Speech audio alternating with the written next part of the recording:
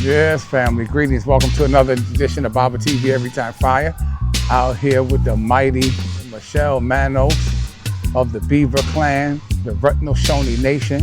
Here, not Haudenosaunee, but the Haudenosaunee. Check that, look that up. It's the Haudenosaunee Nation here on this stolen land. Here, we just sitting out here. Stolen a couple times. It's stolen a couple times. Yeah, we chilling out here in the garden here today, and I was just talking about a few things, and one of the things that really got me on social media was this roast of Kevin Hart and all the comedians that were on there in this white racist audience, predominantly white racist audience, trying to, it would appear, Michelle, to desensitize us to their white racism disguised in the name of jokes. And this one white boy named Tony, I forget his last name, spoke about Cher Underwood's dead husband. Now, why would you joke about that? I mean, you don't talk about nobody's dead husband and then do it right in our face. I mean, and so then you got other comedians out there, Andrew Schultz, trying to define comedy for us. And, no, you cannot desensitize us. We know the difference between when the insulting starts and the comedy stops. Yeah. We got sense enough to know that. So there's no, it's sickening to me if I were to talk about Charlie Kirk's no good whole ass wife, and maybe that's what this is all about, make a few jokes about her, and now, this is, because they absolutely seemed like they was going after this black woman so hard. They went after her hard. Oh my. Yeah, and it is just a shame what they can get away with in the name of comedy. Mm-hmm. So what do you think about that? You think that they spoke? They spoke. That was their intention on expressing their hate. They don't have no heart. There's no soul to them. Then that's their way of expressing That's their way of expressing themselves and as a joke. They tried to make it as a comedian. That wasn't no comedian. That wasn't no joke. Those weren't jokes. Those were insults, and they did that on purpose. That was all calculated. That's how they were expressing their way. At many a conference, I was pointed out, oh yeah, there's that guy from New York. He's the one that supports the Lumbee. But I live in the state of New York, but I'm Shinnecock. There's a lot of people, you look at yourself in the mirror, you say, am I really a true Unwavering? Am I really an original Aboriginal? Am I really? Or am I just... You look more like, or do they look more like the oppressor? Yeah, do they look more like the oppressor? Mm-hmm. So... Michelle, they're called $5 Indians. Yes, we got a lot of $5 Indians going on, and it's a whole nation full of them on Onondaga right now. And... proven facts.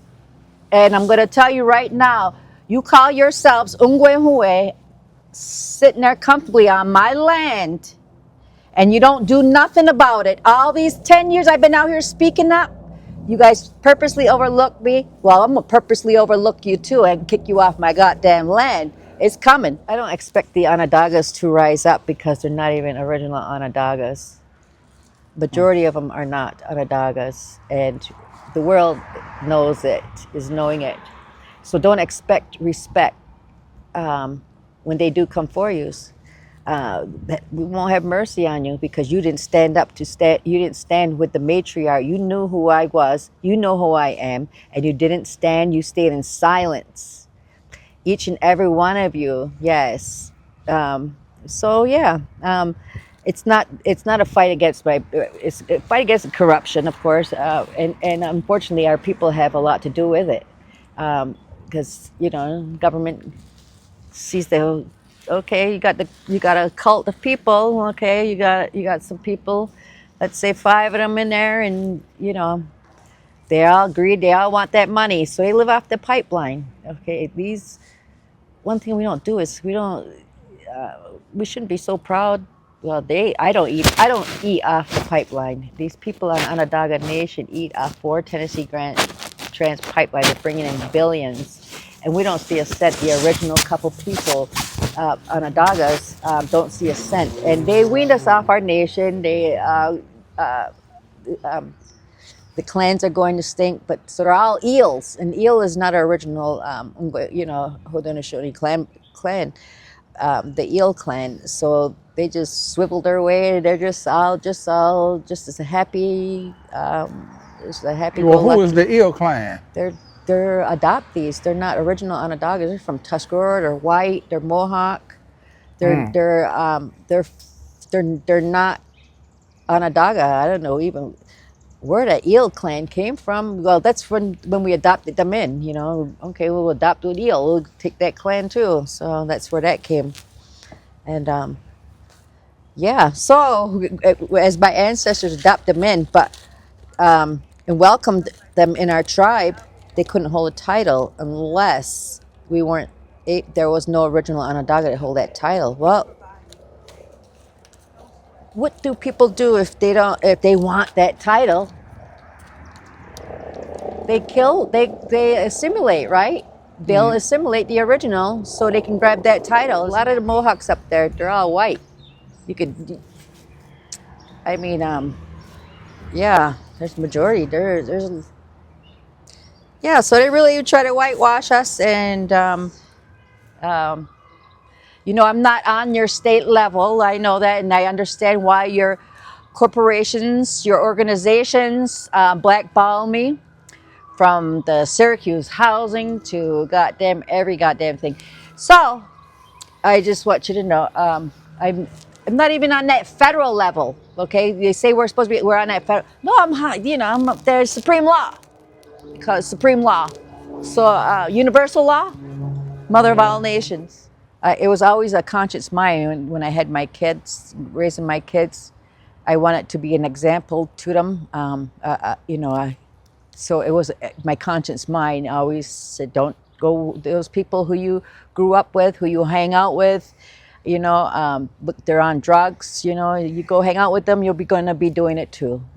That is true story. The company, yeah, you are the company you keep. Yeah,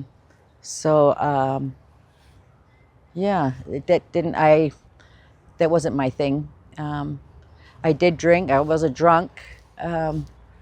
In my early years, and I subdued myself, but I overcame that. But I'm not perfect. Nobody's perfect. We live and learn. Some people live and learn. Some people stay stuck. They don't learn, and they just give up.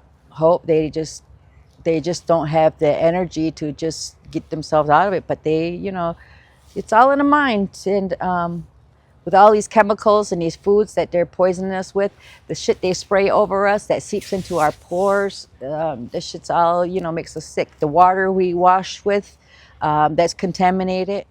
Trying to stay alive while they're trying to kill you, like what the fuck? Like slowly killing you, But we can overcome.